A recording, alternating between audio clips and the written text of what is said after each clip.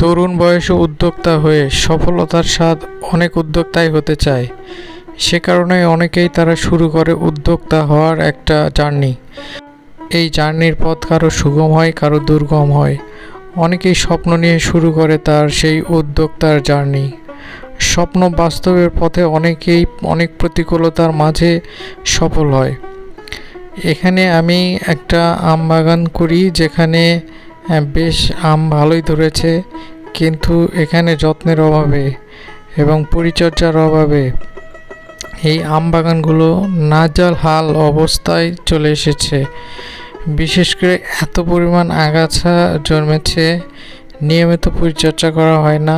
এই যে দেখেন, আমগুলো আমার একদম মাটির সাথে পড়ে আছে, মানে এগুলো যে কোনো সময় মাটির যে একটা তাপ, এই তাপে ঝরে পড়ে যাবে এবং এই আমগুলোতে অনেক বালা মুসিবত দেখা দিবে। মানে এখানে পোকা লাগার সম্ভাবনা 100-100। আপনারা যে যেখানে যা কিছু করবেন সেখানে পর্যাপ্ত সময় দিবেন।